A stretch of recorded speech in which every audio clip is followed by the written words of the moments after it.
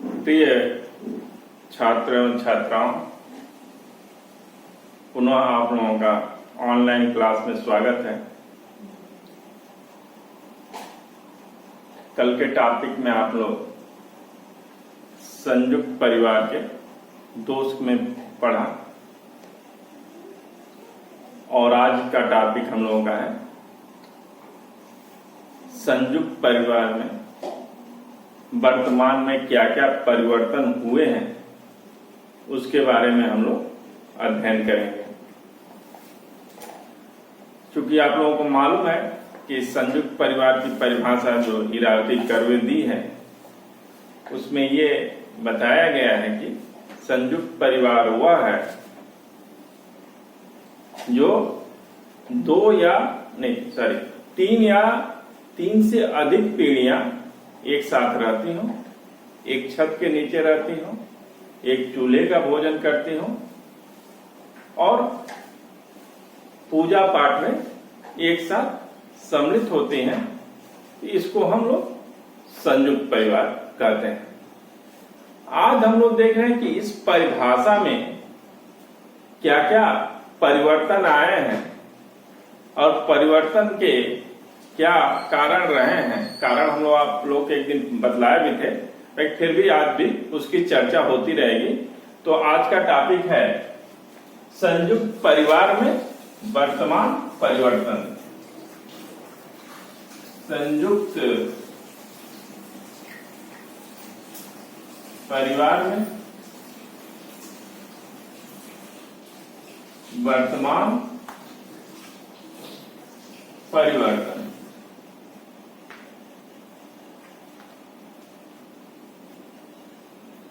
ये है, जैसा कि आप लोग जान रहे हैं कि हर संबंध में, केवल संयुक्त परिवार में नहीं, किसी भी स्तर पे आप देखेंगे कि जैसे जैसे औद्योगिकीकरण, नगरीकरण बढ़ता गया है तो संयुक्त परिवार के संरचना में भी परिवर्तन आया है। इसके साथ ही साथ शिक्षा, कानून, सामाजिक कानून, रहन सहन में वृद्धि, स्त्रियों की जागरूकता, परंपराओं का कम प्रभाव और परिवहन और संचार के साधनों का वृद्धि संयुक्त परिवार में बहुत सारे बदलाव लाए हैं।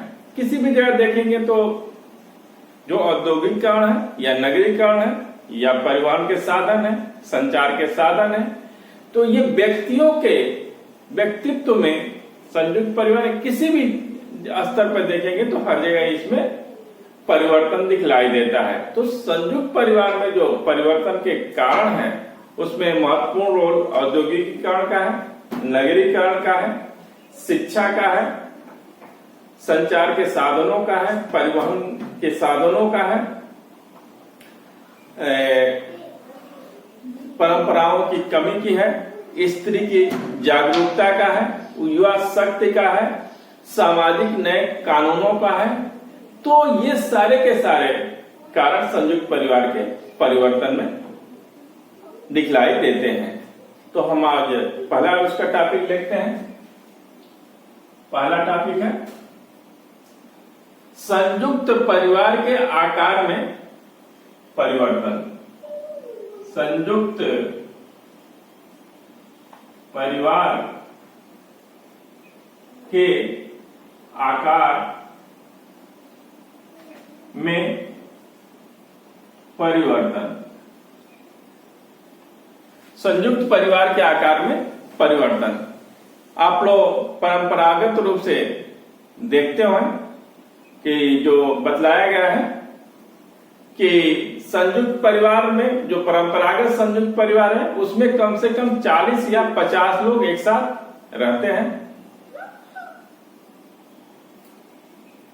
40 या 50 लोग एक साथ रहते हैं और एक ही घर में रहते हैं। मगर अब जो परिवर्तन देखने को मिल रहा है वो ये कि संयुक्त परिवार में जो करता है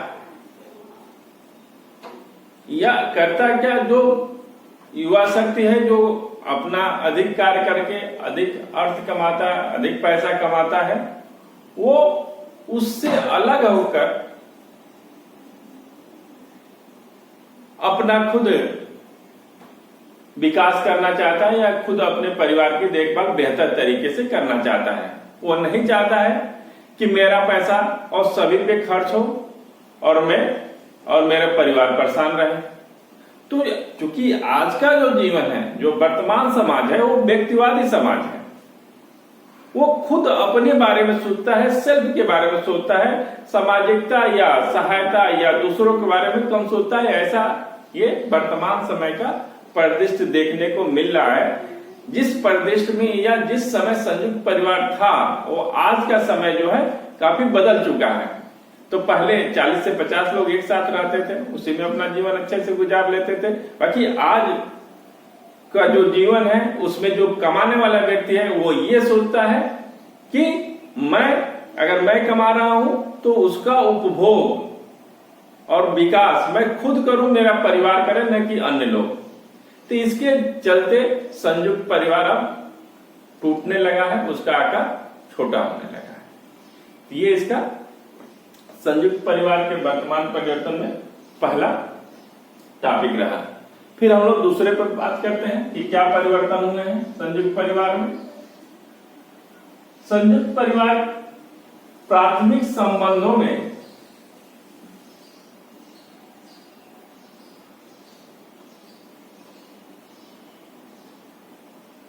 परिवर्तन, क्योंकि परिवार में जो संबंध पाए जाते हैं वो प्राथमिक होते हैं।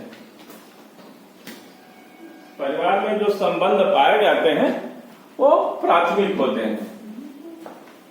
प्राथमिक इस माने में कि कोई किसी का कार्यों का बंटवारा नहीं, जो व्यक्ति है उसके लिए सारे काम आपको करने हैं, वो आपके लिए जैसे जैसे उपयोगी हो काम करता है।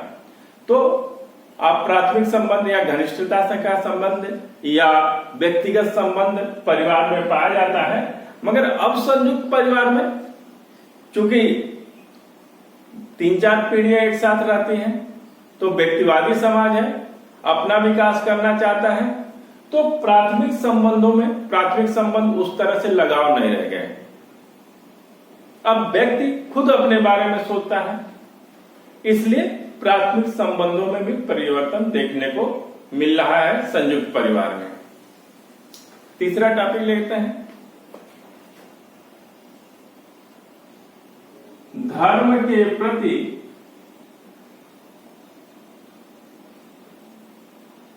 उदासीनता।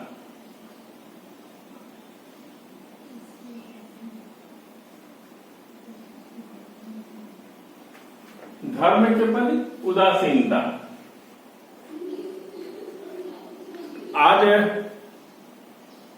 जो समाज है, क्योंकि संयुक्त परिवार एक परंपरागत समाज था, वहां धर्म का बहुत बोलबाला रहा है। धर्म लोगों के व्यवहार को, उसके अनुशासन को, उसके कार्य प्रणाली, सारे चीजों को उसका प्रभाव था। बाकी अब चूंकि शिक्षित समाज है, तो यहाँ धर्म का प्रभाव कम होते गया है। अगर आप देख रहे हैं कि धर्म का प्रभाव है, तो एक राजनीतिक कारण जो आज के समाज में दिखलाई दे रहा है, वो राजनीतिक कारण न कि धर्म के लोगों पर प्रभाव है। तो धीरे धीरे धर्म का प्रभाव संयुक्त परिवार पे कम होते जा रहे हैं, क्योंकि धर्म से, क्योंकि कर्म कांड जो है, जो धार्मिक पूजा पाठ है, वो खर्चीले हैं और लोगों का उसमें रुचि भी नहीं रहा है और व्यक्तिगत लाभ के रूप में कुछ नहीं दिखलाई देता है। इसलिए धर्म का प्रभाव कम होते जा रहा है संयुक्त परिवार में। इसलिए संयुक्त परिवार में विघटन देखने को मिल रहा है। फिर अगला टॉपिक, कर्ता के अधिकारों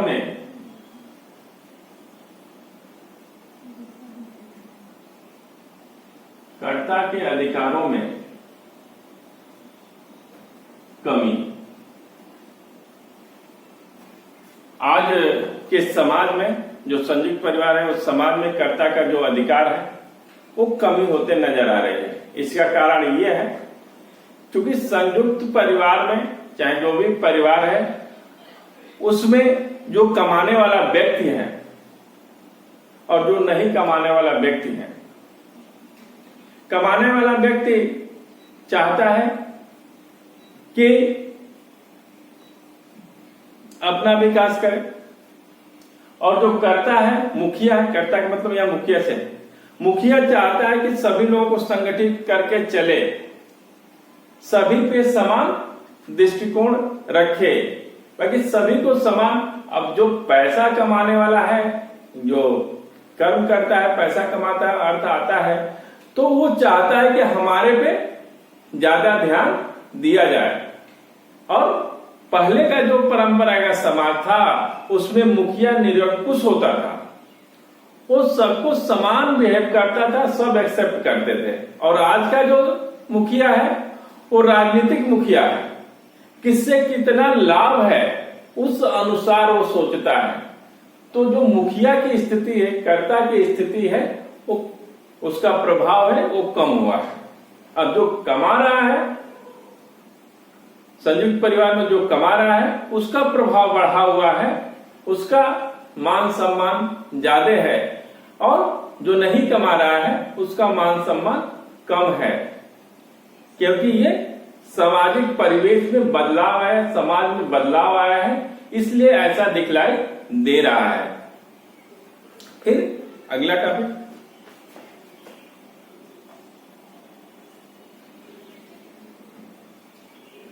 युवाओं और स्त्रियों के अधिकारों में वृद्धि।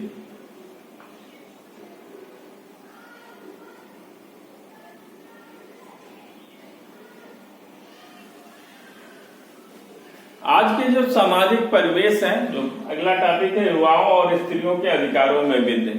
जो आज का समाज है उसमें कमाने वाला युवा है, स्त्रियां शिक्षा पाके जागरूक हो गई हैं, तो हर जगह सहमति लेने की बात युवाओं से आती है, पहले ऐसा नहीं था। और स्त्री अपने अधिकारों के बारे में भी जान चुकी हैं, तो वो भी स्वतंत्र रहना चाहते हैं।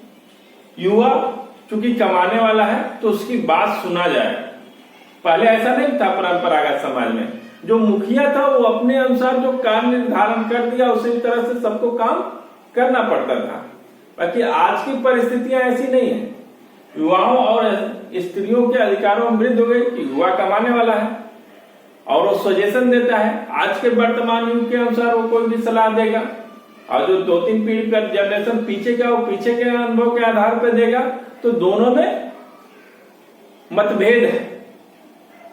तो इसलिए संयुक्त परिवार में ये परिवर्तन या टूटन होने लगी है, क्योंकि अब स्त्री भी जागरूक हो गई, शिक्षित हो गई, उनके अधिकार मालूम चल गए हैं कि मेरे अधिकार क्या है, मैं भी बाहर निकल सकती हूँ, मैं भी बाहर काम कर सकती हूँ, मैं भी अपने पैरों पर खड़ा हो सकती हूँ।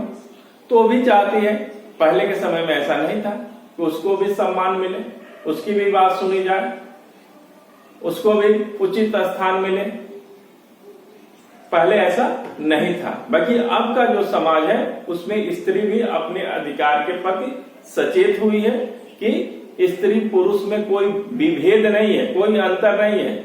जितना पुरुष का अधिकार है, जितना समाज में पुरुष का सम्मान है, उतना स्त्री का सम्मान है, उसमें अंतर नहीं है। इसलिए संयुक्त परिवार में परिवर्तन देखने को मिल रहा है। अगला टॉपिक लेते हैं,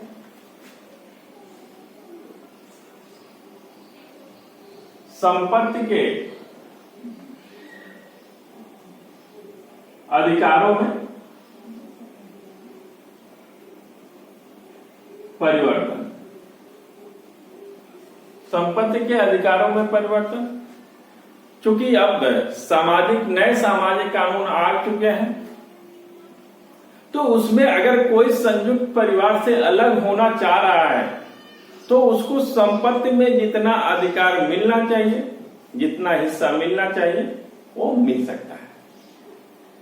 नए सामाजिक विधानों से संयुक्त परिवार में अगर कोई युवा या चाहे कोई भी अलग होकर रहना चाह रहा है तो उसका हिस्सा मिल जाएगा और इस तरह से संयुक्त परिवार में टूटेगा, उसमें परिवर्तन आएगा।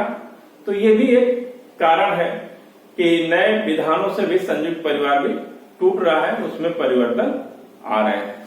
अगला टॉपिक देखिए।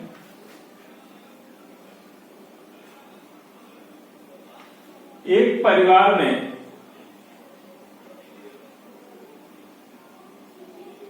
विभिन्न व्यवसाय,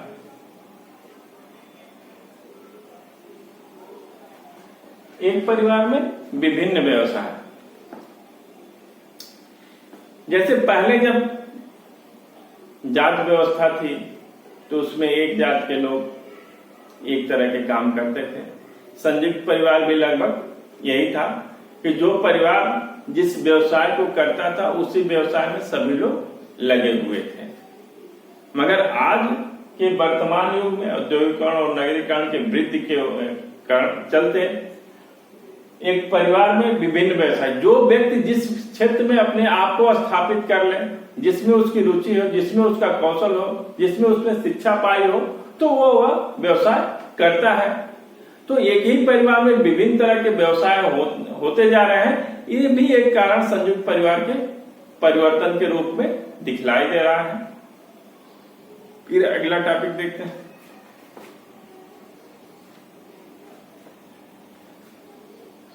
संयुक्त परिवार के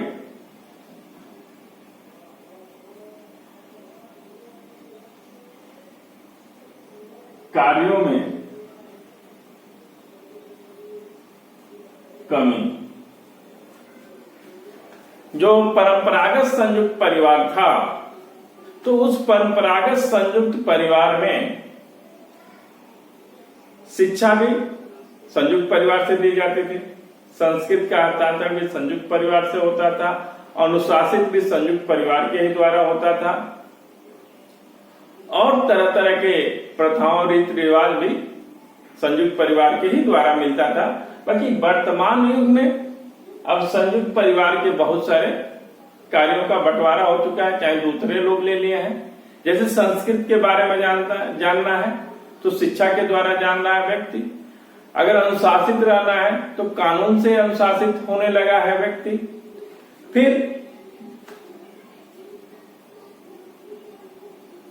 और शिक्षा पहले संयुक्त परिवार में थी, अब स्कूल से शिक्षा मिल रही है, स्कूल से संस्कृत के बारे में जान रहा है। अनुशासन सामाजिक नियमों विधानों के द्वारा हो रहा है।